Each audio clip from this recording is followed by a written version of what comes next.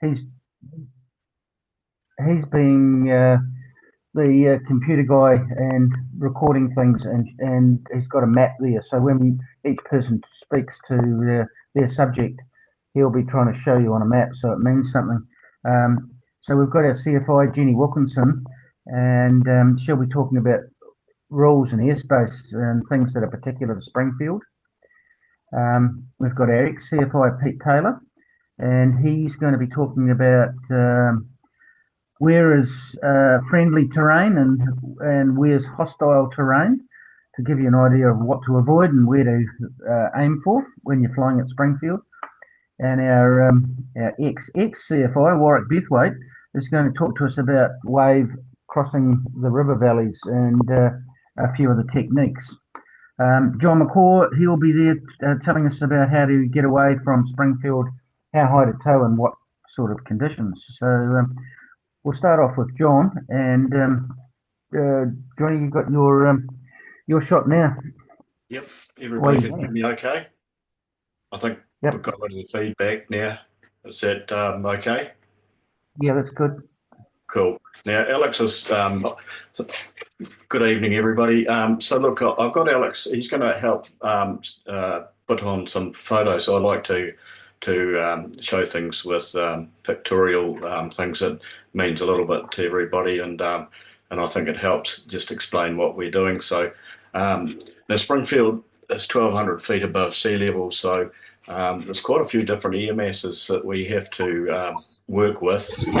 And but I just thought this first photo actually explains a benign sort of dying southwest westerly or a day just warming up after a front's gone through. So as far as towing out on a day like that, it's pretty simple really to get into the thermals. That's runway 04, so we're towing out to the north, and basically anywhere in the valley close by, and you can get off reasonably at a reasonable height and get away. So even 1,200 feet above the field's fine. And Alex, can you just move on to the next slide? So the airfield itself is, Alex is just putting his marker on there. So generally we'll tow out, and often we'll use the Springfield Ridge as a way to get away, which Alex can just, it's a long ridge there, so we're towing out to the west. This sort of works well on days when there's either a westerly or a dying southwest, or not so much when it's anticyclonic because it's a wee bit get away. But those faces there face.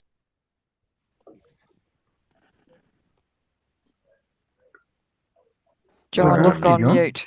Sorry, that was me. I tried to mute while, but I'm muted. Dead.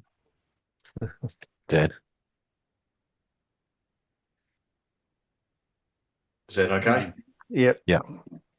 So yeah, look, that is a high a picture looking down towards Springfield from the sort of west or southwest, and towing up that ridge. It's a good way to get away on a lot of days. And as you tow up there, those little gullies facing the sun, they're obviously sheltered from a light southwest or whatever, because they kick off thermals. The further you go up, the higher you go to Mount Russell, which is on the right-hand side there, and that's often a good source of lift there as well. So that's the reasonably local area to get away, and the westerly does go up that ridge. Depends whether it comes from the north a little bit. It does go along the ridge, so not always.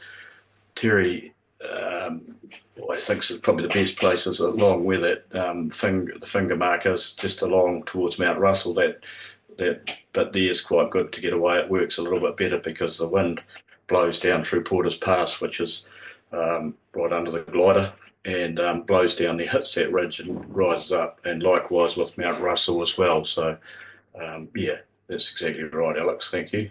Yep. Does that make sense to everybody? So it often pays just to hang on going up that ridge there and get a decent thermal, because you're often climbing your way along. So and then the tow plane can go back towards Springfield. Now, when the air is quite anticyclonic, we often have an air mass inland and coastal different. So we've got marine air, and inland we're likely to get. Yeah, I got the next one, Alex. Yeah, that's fine.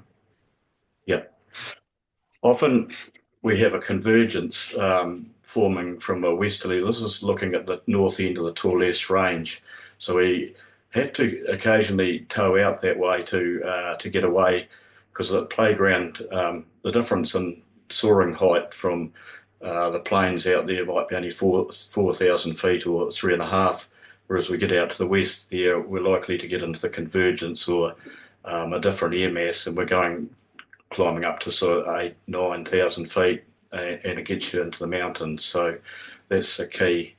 But we have to tow reasonably high, so we have to get ourselves across the Torlesse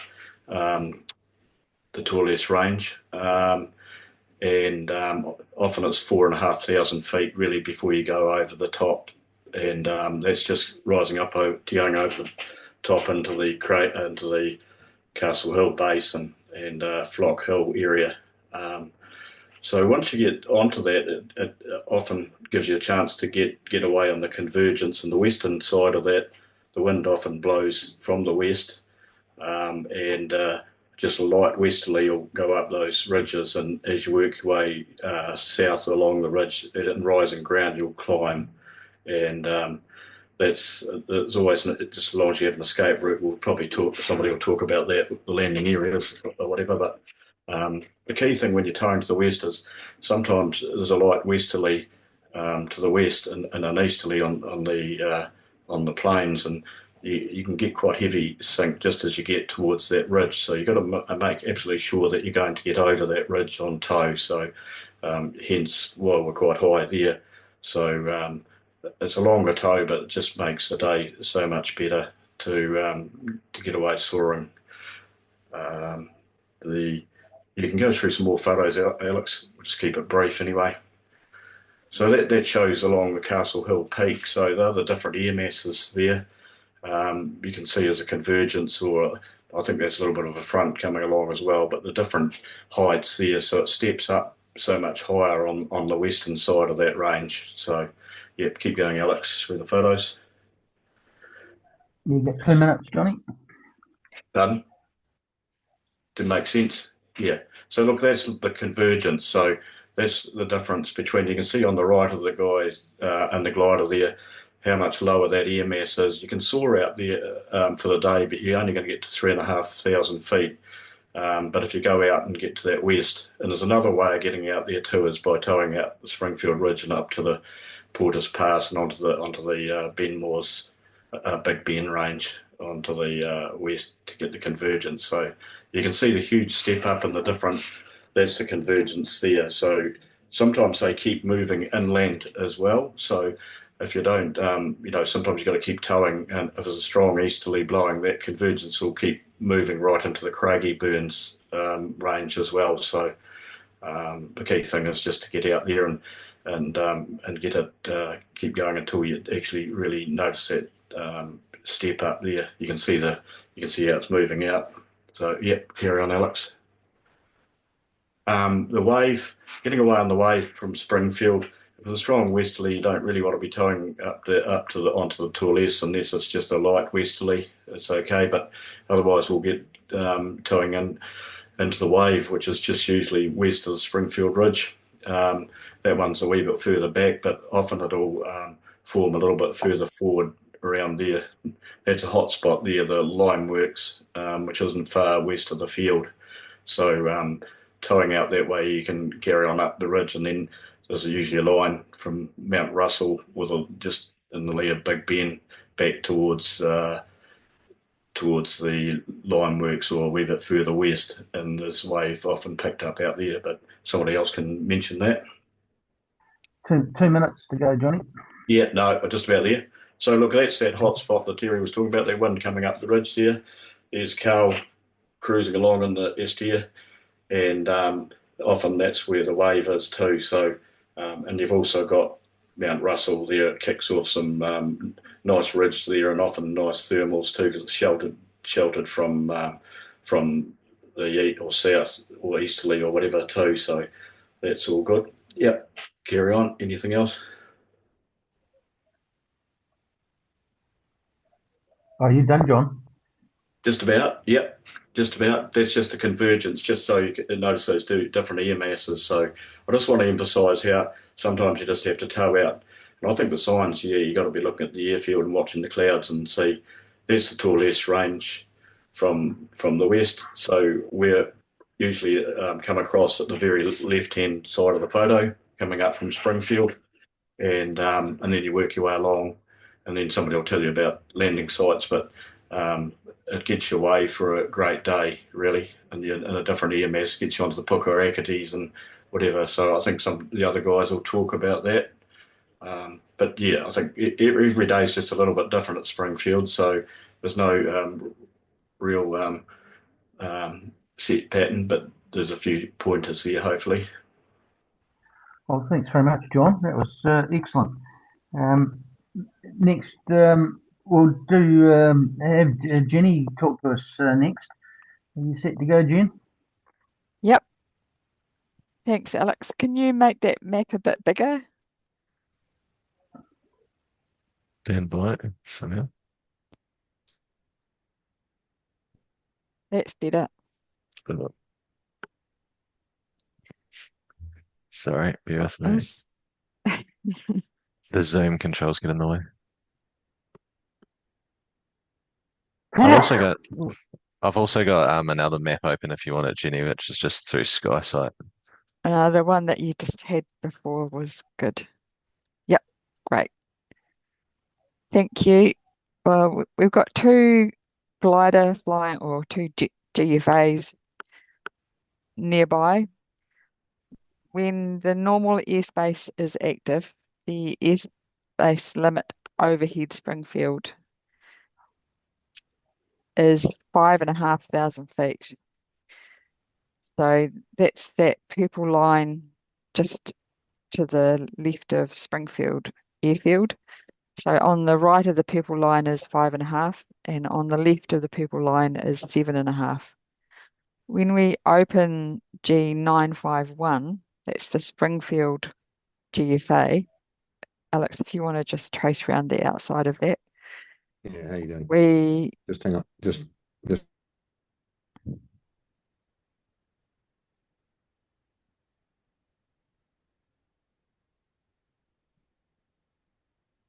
All right. Lost you, Jenny. Yep, I'm just waiting for Alex. No. So when we open G951, that whole area goes up to 9,500 feet. So that's the most frequently used GFA and actually gets us a pretty good area to fly. The boundary to note is the railway line, which runs alongside the main road, and you want to stay west or south of that railway line to make sure that you stay in the GFA. One of the tendencies and an easy way to bust airspace is if you're coming home at the end of the day off the south end of the Pokotarakis, if you just straight line it to Springfield, you can nick the edge of the airspace and bust it on the corner. But if you stay on the western and south side of the railway line, you'll be sweet. So did everybody see G951 that we're talking about okay? Somebody nod. Yeah. All right. Thank you. The other GFA that we have is G952, which is the Coleridge one. This one allows us up to 12,500 feet, and it's a much bigger area. but it's a little bit further away and tends to be used a little bit less often. Airways preference is for us to open these areas by phone. So normally the duty pilot, and in the case of Enterprise, one of the organisers will phone air traffic control and get the areas opened by phone. But that way it goes through the supervisor. And the catch is that we just need to phone them at the end of the day to close the areas again. They get pretty grumpy if we don't close the area, because normally heavy jets will be coming across from Australia and descending down to within 500 feet of that 7.5 airspace. So they get held up when we have the G areas open. And if we are using the area up to 9,500 feet, they will still be coming through at 10,000 feet. So there's only 500-foot clearance. So it's really important not to bust airspace going above 9.5. I tell all my students to keep a buffer and to aim not to go above 9,000. You can end up climbing pretty quickly and hauling brake out and trying to fly into the sink to not bust it. So give yourself a buffer. The wave usually is triggered from the Torlesse range. So in that 951, you're right in the good area to climb. 952, the Coleridge area, is the blue area to the left with Lake Coleridge in the middle of it. Can you... Yep. Face around it again. Thank you. So that's probably, so the G952, the Coleridge area, is up to 12.5, which is pretty decent. And it goes as far south as Lake Huron. This chart is the VTC, but it's 952 is clearly shown on the 1 in 500 chart as well, and it'll be in your moving maps. So if there's no questions about the glider flying areas, I'll move on and talk about our neighbour. So we have a helicopter company called Mainland Helicopters that are operating on our frequency 13355, because at the moment they're situated 1 nautical mile to the north of the airfield. By Enterprise time, they will have moved to their new site, which is 3 nautical miles northeast of Springfield. They're very good at calling on our frequency, and they tend to stay low, so they're out of our way. They have 2 helicopters, a Hughes 500, which is Hotel Kilo Foxtrot, and a Notar India Mike Lima. So they're going to be operating flight training and hangarage from that site 3 nautical miles northeast of the airfield. Their commercial operations will be from the helipad, which is a little bit further away in a different place, which is, you see it from the road at the corner of the main road and Dalethorpe Road. So that helipad that you see from the road is used for commercial operations, tourists, hunters, fishermen, but the flight training and the hangarage is at their new site.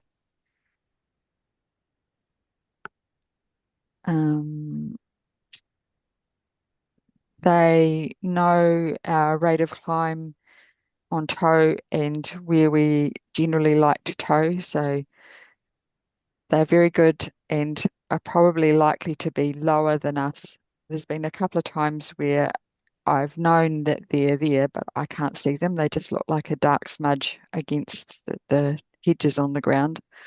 So keep your eyes peeled.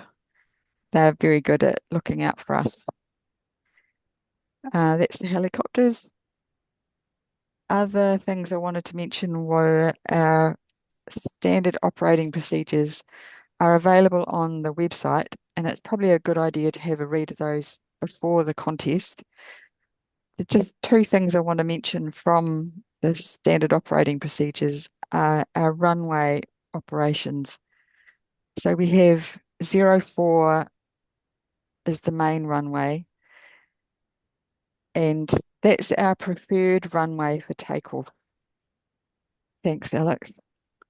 That's great. So a couple of reasons for that. 04 is slightly, or it has better launch failure options at the end of it, and it's slightly downhill to the northeast. So when the wind is northeast, it's obviously straight into wind, that's sweet. When the wind is light northwest, say under 10 knots, we still prefer to take off on 04 and will turn into wind after takeoff. The reason for that is 28 is uphill and into rising terrain. You come off the runway and you're heading into the lee of the Springfield Ridge.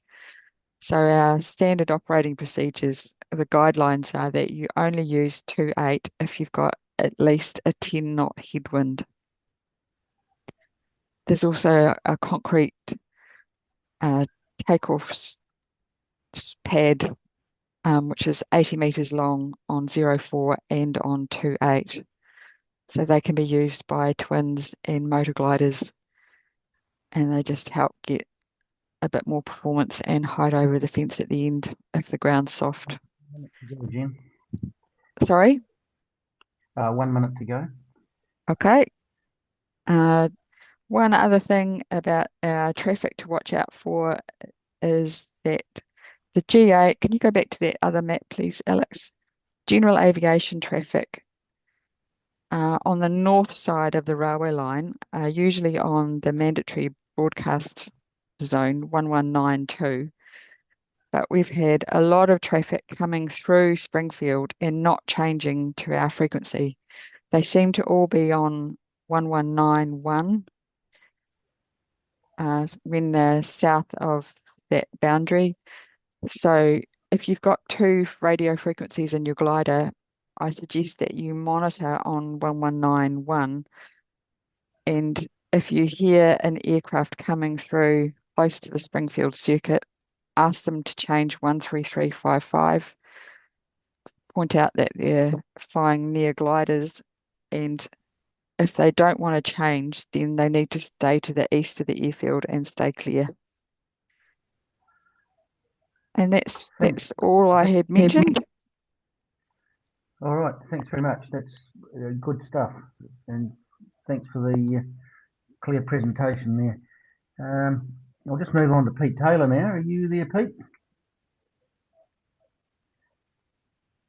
Hello, Pete Taylor. All right, Pete's not talking to us. Warrick, are you there? Hello, Terry, I'm here. Okay, we'll move on to you, Wal. Your subject is a bit of wave, crossing the river valleys, and what people need to know about the wave. Hello, everybody. Good evening. I'm just getting myself, I've been doing dishes, so I'm refocusing. Right, I better start the video too so you can see me. We don't necessarily need to see me. All right. Oh, beautiful. Cool. Right, I'm not going to get into detail about why you should go where, because on any particular day we're flying out of Springfield on a wave-ish day. It'll be pretty obvious, and you'll be told where the best spot to go to is in the first instance anyway. So looking at the line works that John's already mentioned, that's the closest hotspot for the majority of wave days. So the idea is to tail out of Springfield, you'll be towing either at a 04 or 28, depending on the wind strength. You'll be scooting around over top of Springfield Township and heading up the ridge towards the lineworks. Thanks, Alex, that's brilliant. When you get to the lineworks, you would have already gone through a few bumps. Do not get off. Repeat, do not get off.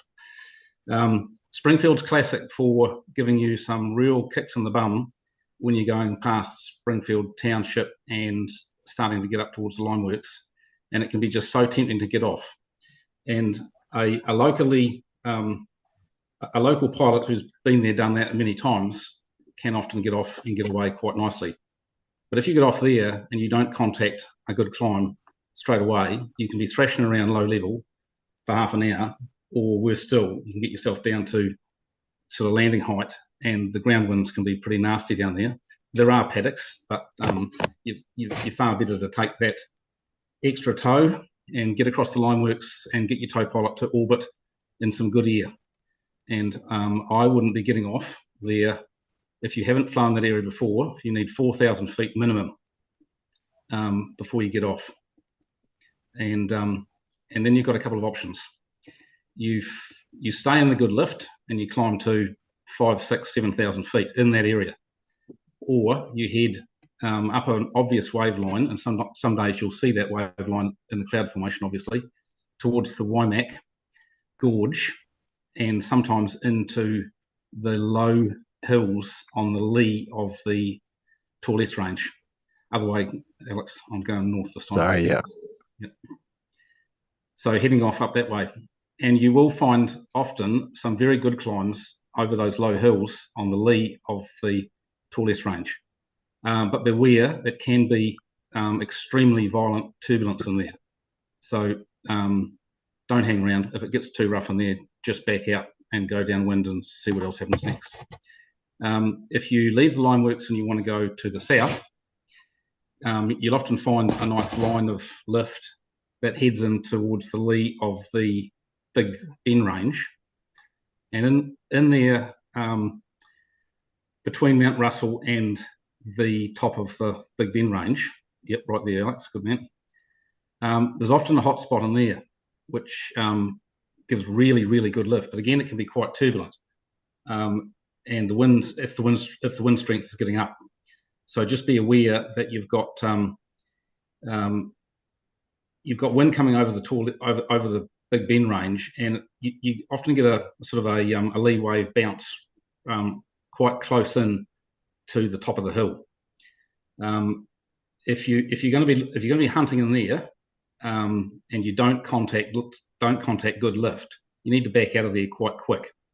If you've found really good lift on the way from the lineworks south along the Springfield Ridge, and you're in that good air there, you can often climb to airspace boundary there quite nicely, and then you've got a couple of choices. You jump over top of you go into wind, you jump across the top of the Torlesse range out towards the Lake Linden area. And that's a good way to get into the wave in the lee of the Craigieburns, or if you're heading south, that's a good way to establish yourself nicely and head across the Rakaia Gorge towards Mount Hutt. So basically very similar technique, but just heading in a different direction. Once you're in that Lake Linden area, there's a very obvious gravel road that heads out of Lake Linden and down towards the Rakaia. A couple of k's down that road, there's often a very good hot spot over top of a bend in the road, which you know, at the moment you won't see it, but when you're flying, you'll look down there and you'll say, that's that bend in the road Bob was talking about. It's as obvious as it sticks out like dog's nuts. Yeah, that's it right there. This is brilliant, Alex. Thank you very much. I'm learning too. I didn't know about that road. With waffling away like I do, without a map, it would be like hideous. So that's a really good spot to climb. And if you're going north and you're trying to get into the lee wave off the back of the Craigieburns, in there you'll start seeing lots of times you'll start seeing wave clouds further up towards Castle Hill, towards the north, in the Castle Hill Valley. And that's lee wave off the back of the Craigieburn range. That's the one. Now, that looks a bit phallic. That one. Very. Down the bottom where the walls are, in that area there, you'll see waffly bits of wave, and sometimes you've got to sort of pick your way through it to get onto the good stuff, which is a little bit further north towards the Castle Hill Township and that sort of area. And that's an area where you will easily pick up 9,500 feet as well. And I just listened to Jen, and please listen to her. Do not go above 9,500 feet in that area. You do have descending jets, and they'll be very bloody close to you, so don't do it. And it's easy to break airspace there, very easy, because the wave can be really good there. Now, if you're going to continue on the wave to the north, you'll sometimes get to the end of the really obvious good stuff on the Craigieburn range, and it can go a bit bluish and a bit funny around there, and you have to pick your way across the valley into another obvious wave bar, which is well, there can be lots of them, but just out there, it can be a little bit dodgy to pick up a solid line of wave. Don't expect it to be a solid line of wave way north, especially when you've got to hold yourself down at under 9,500 feet, 9,000 feet.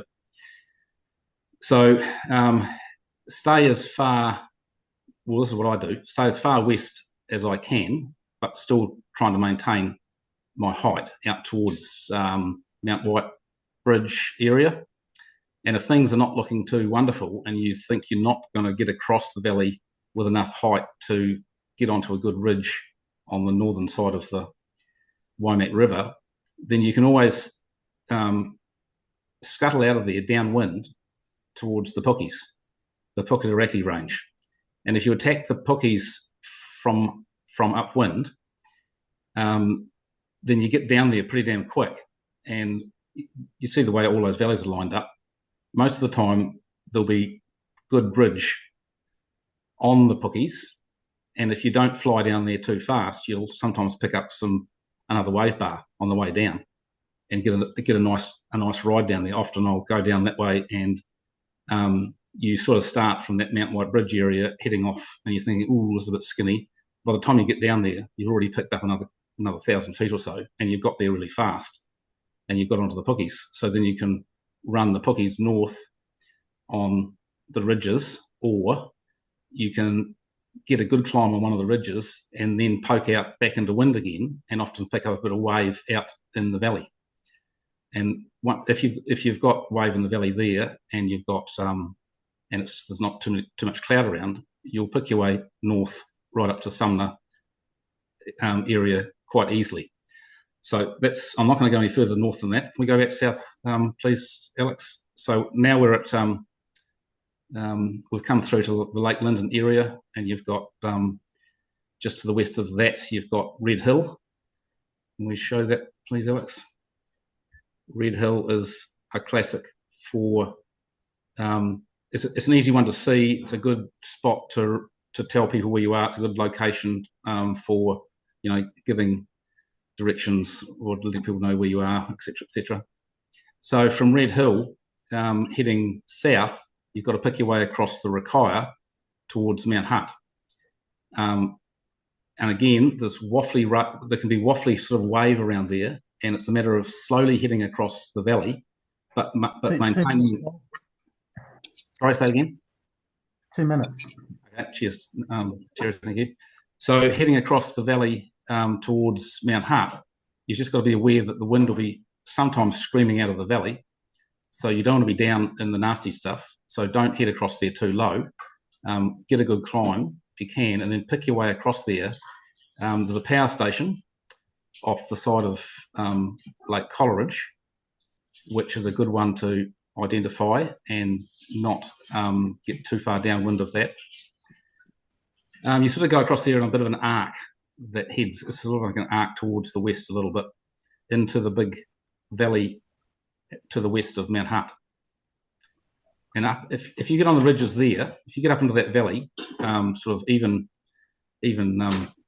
500 feet below the ridge, the main ridge there, you'll ridge in there nicely, and you'll eventually find wave. There's a lot of wave in there, and Terry's got a famous spot in there. I'm not sure what he calls it. I keep calling it fuck a duck, but I'm sure it's something slightly different than that. What the fuck? Right, okay. But that is a beauty. But you don't have to just be there. There's a lot of them in there, but that one there is an absolute beauty.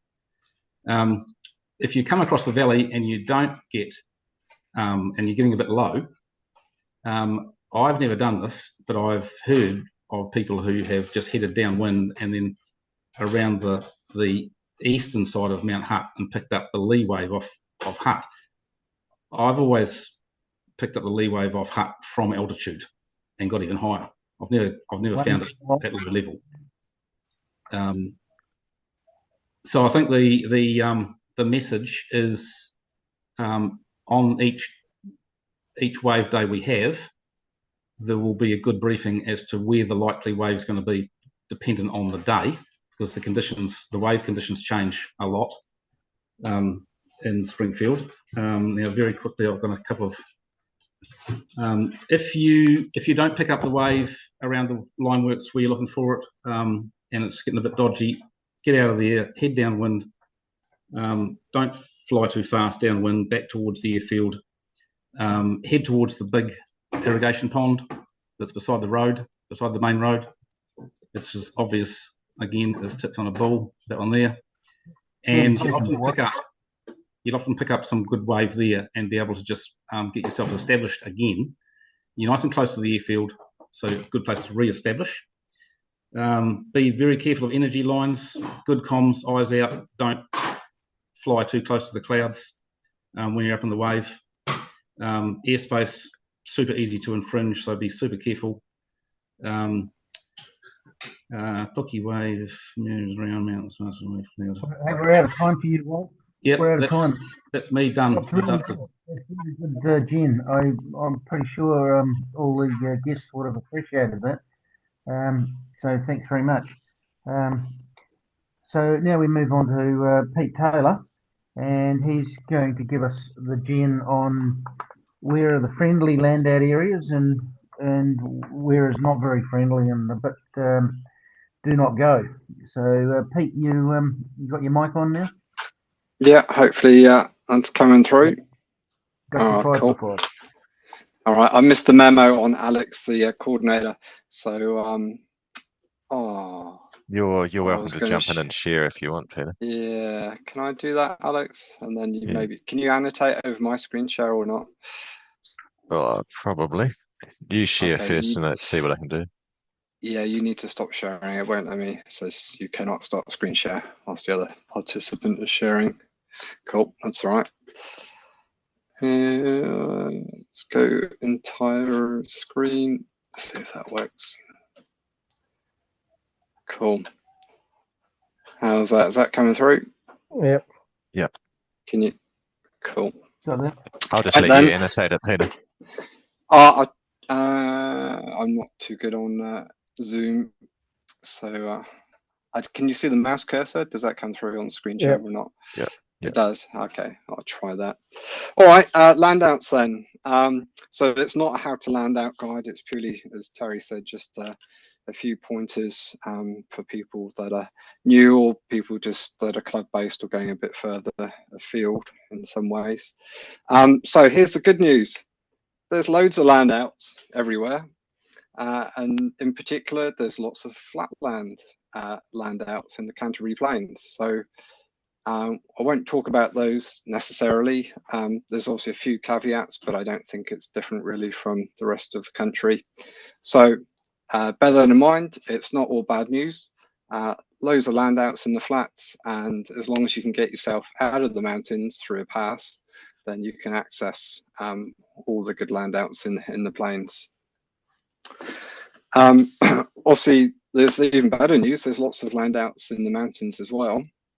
The difference is being mountain flying, you need to know where they are ahead of time, mainly because you're probably not going to be able to see them all the time.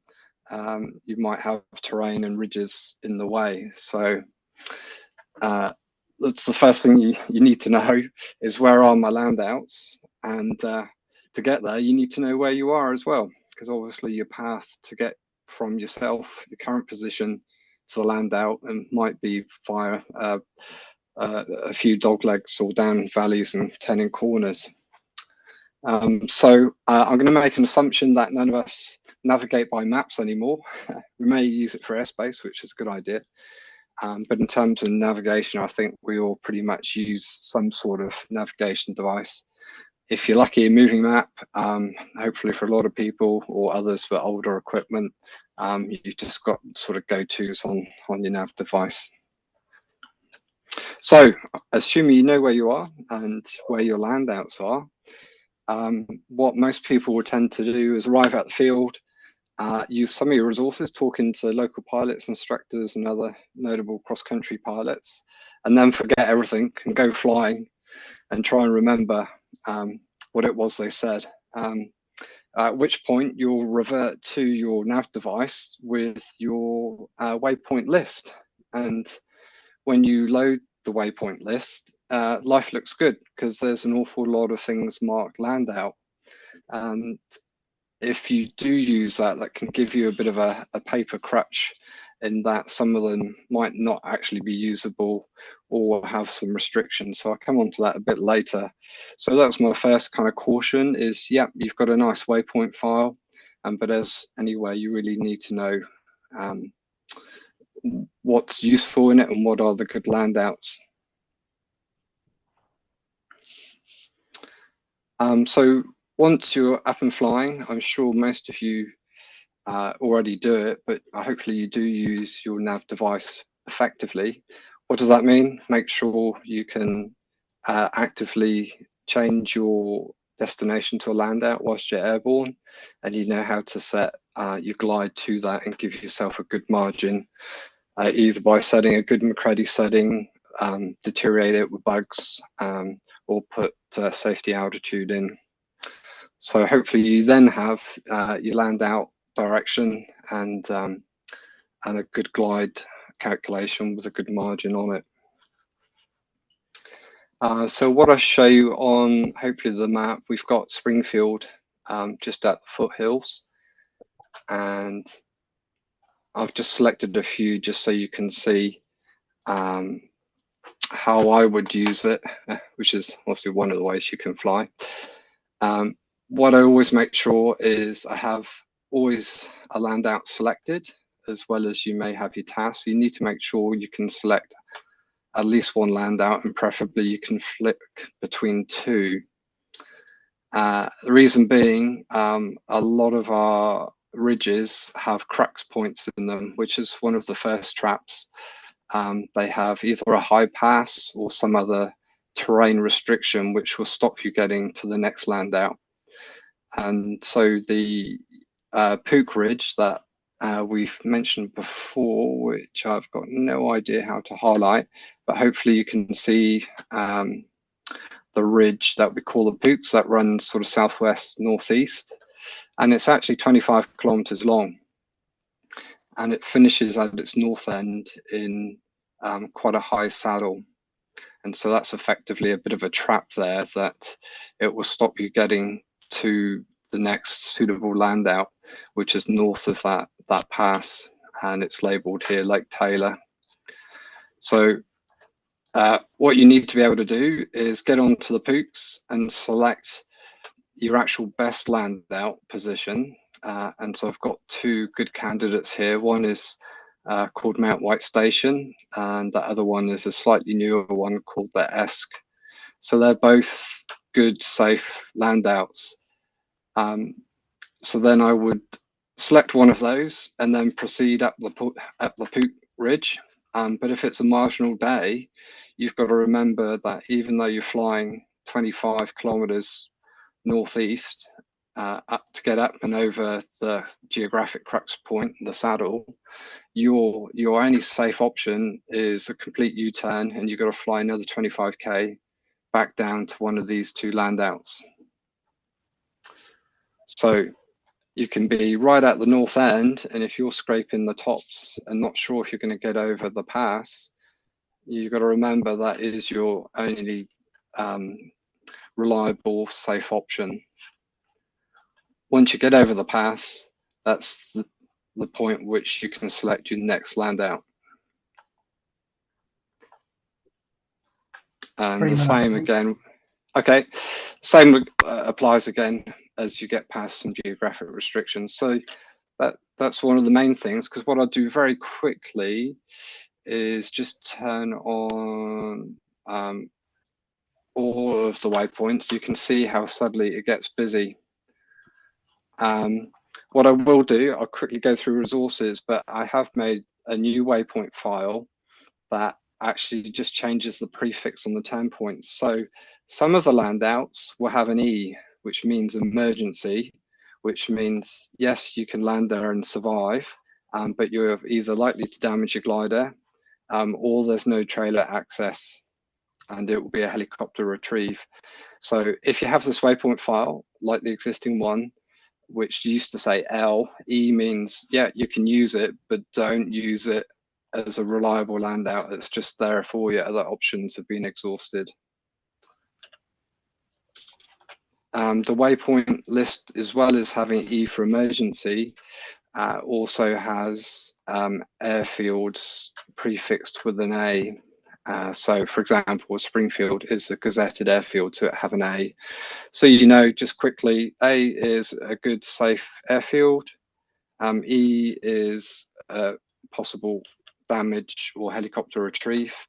And then an L is just a pure landout, which is, let's just pick some of these as an example. So you'll see a typical normal paddock landout will have an L as a prefix.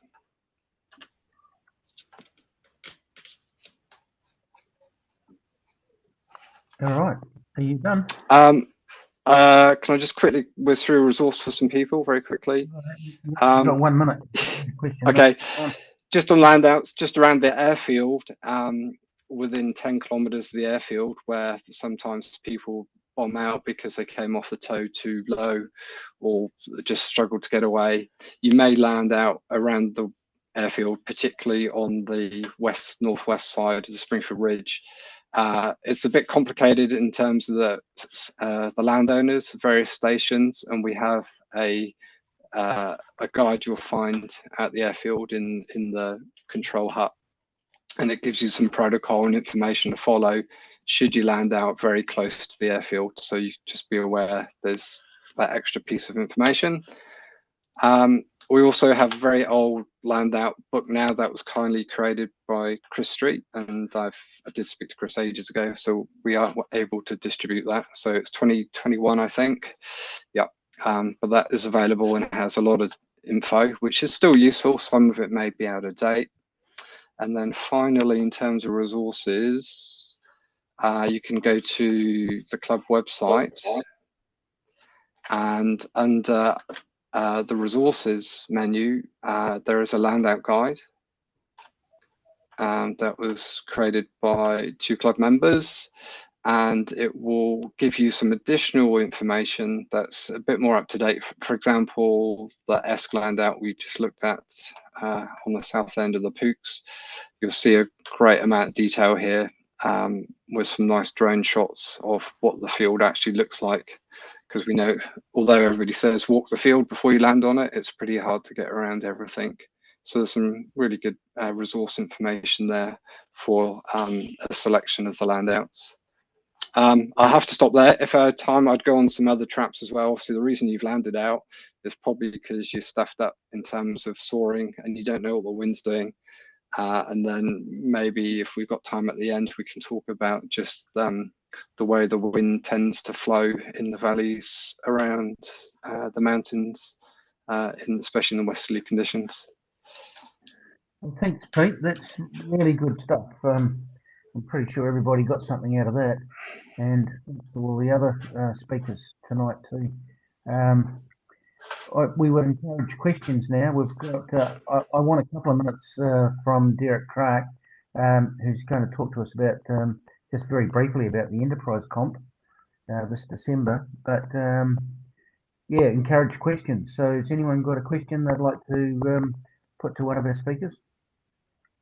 Oh, yeah, Terry, just very quickly, just for Peter Taylor, on our website, under the Contacts tab on the far right, there's actually an updated version of that Springfield photo with the cross vectors on it, with all the new information on it. So the one he showed was out of date, but the one that I've got on the website now is up to date. Oh, thanks for that, Solomon. This was designed for the this talk tonight was pretty much for the Auckland guys who are our sister club. So if anyone there's got a question, good time to ask it is now, while you've got these experts on the go. Someone's just asked in the chat, John, where do you find the Landout waypoint, Peter? I think he's referring to your new one.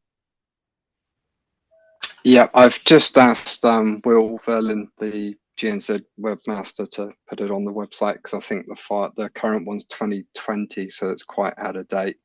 So there's quite a few new waypoints I've added in for landouts in the mountains. And we've even got the new airfield down at Lake Ellesmere in case we decide to go out there. So, Dave. Yeah, mate. In the north, we worry very much about pre-selected airfields because of the probability of stock or electric fences across them. Is that an issue in the terrain we're talking about, or less so than in the high rainfall areas up north? Hey Dave, yeah, good to hear from you. Yeah, of course, equally applies. You never know what's happened day to day, so still, yeah, stock control measures or crop or no crop can still occur on the landouts in the mountains, especially invariably if the paddocks that are used for agriculture, then yeah, they're subject to those change.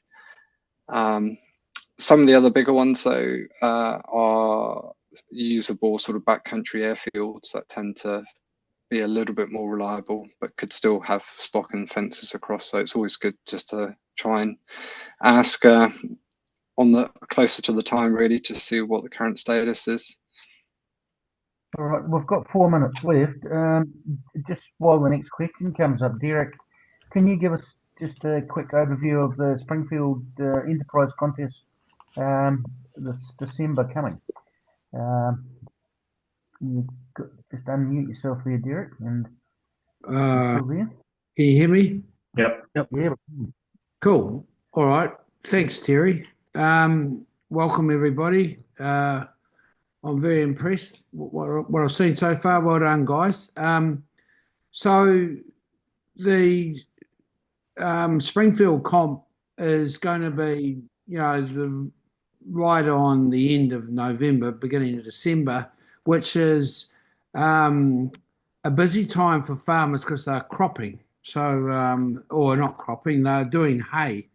So a good option, just to carry on from Peter, is if you see a hay paddock or that's being used for that, it's usually okay to land on. No guarantee, but it's usually a safe. Won't have big rocks, hanging out of the weeds. It's usually. Yeah, sorry to interrupt, but we're just about out of time.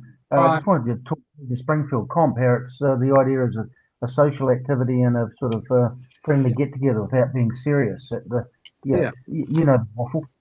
Yeah. So what we're going on other years, we're going to have the same caterer. So the whole idea of Springfield is that we can have some combined meals, and we're hoping to have about 5 of them during the week. And on those nights, we'll have some guest speakers and some entertainment. We also plan to have 2 nights, where the club puts on a barbecue or burger night, and we've got an Iraq. Same exact same interest, the same last name. You have to be fighting for the exact same things. I've got music coming on. Oh, okay. So we've got Alex Hewson is going to put on a display, and we've got some other things organised. One suggestion was an open mic night, and where we can have some inter-club speeches, or we're hoping that people that have got an instrument will bring it, and I'm going to put more on the website about that. So if you've got an instrument, bring it along, guitar, anything like that. It'd be good to have a bit of a bash. Also, we hope to have, the normal safety briefings with Gavin Wills, who said he'd like to come along, and Justin Wills. So they're always of extreme value in these comps. So, yeah, it's going to be along the lines, last year or the year before. Yeah, someone's interrupting. Yep. Okay. Oh, I'm sorry, I'm getting interruption on this side. So, if we get a no-fly day, there'll be yeah. So we look forward to seeing everybody there, and we hope to put on a good show for you. Thanks very much, Derek. That's all we need. If there's no more questions, we'll close the meeting. Yeah, well done, Terry. Excellent. Has anybody got anything to say? No? Yeah, thanks very much, mate. It's a very impressive presentation. Learned heaps. Thanks for going to all the trouble, you guys. Yeah, no problem at all. Someone just jumped into the chats asking where are we going to save this video, and that is a good question. We'll find out a way to send it out to everyone. Yeah, just in the last couple of minutes, Alex, have you got anything to add? Not really, no. It's just if the competition is going to be anything like the previous years, it's great fun, great flying. The whole point of the tasks we normally set are designed to be nice and sort of easy, but sort of a little bit of a few challenges in there, and it's more about coming up with new ways to fly and try things, go to different places, rather than sort of serious racing tasks. And then there's a lot of flying with other people and showing the sort of people who haven't done much flying around Springfield where to go and how to fly best you can. So it's certainly not a serious competition. It's more of just a fun flying week with some tasks in there to sort of stretch people and have some fun. So yeah, come along and you'll enjoy it. Well said. Thanks very much, Alex. Okay, everybody, have a good evening. We'll down. Thank you. Thank you. Thanks, Terry. Thanks very much, Terry. Well done. Cheers. Okay.